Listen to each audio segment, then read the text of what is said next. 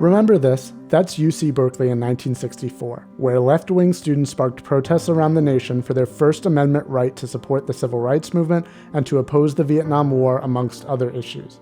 They were fought by a right-wing politics that wanted to enforce the status quo. But pro-free speech attitudes eventually won the nationwide debate. A series of Supreme Court decisions from the 60s through the 90s all protected left-wing free speech, including the right of civil rights protesters to peaceably demonstrate, the right to wear clothing promoting left-wing causes, and the right to desecrate an American flag. Over time, a new consensus around free speech would form, and it would overwhelmingly no longer be a partisan issue. Today, it is partisan again.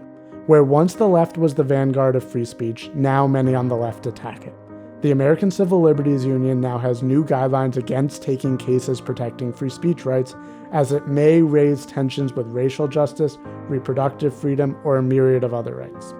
In June of 2018, the New York Times published a front-page article titled "How Conservatives Weaponized the First Amendment," in response to Supreme Court free speech victories for conservatives, including protecting Christian bakers from designing pro-gay marriage cakes, protecting workers from being mandated to support politically active unions, and protecting Christian pro-life pregnancy centers from helping women obtain abortions. And according to the Foundation for Individual Rights in Education, 149 colleges and universities in the United States have at least one policy that clearly and substantially restricts freedom of speech. Plus, we've seen repeated physical violence against right-of-center speakers on campuses. This 180-degree change is revealing. It's easy to support the First Amendment when it means protecting your right to express your views. But once you have the rights you fought for and those you disagree with are the ones pushing for their free speech rights, when it's conservatives and libertarians who are under attack on college campuses, when it's socially conservative Christians who want to stay true to their values rather than atheists, when it's unions inhibiting the speech rights of workers rather than unions being cracked down upon, a large portion of the left has found it easier to drop their principles than defend rights that help those they disagree with.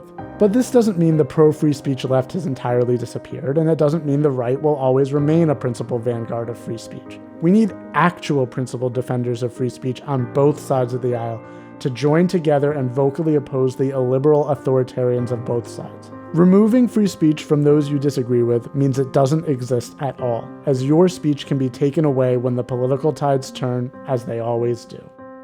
I'm Joseph Klein. If you liked this video, please help us share it. Thanks for watching.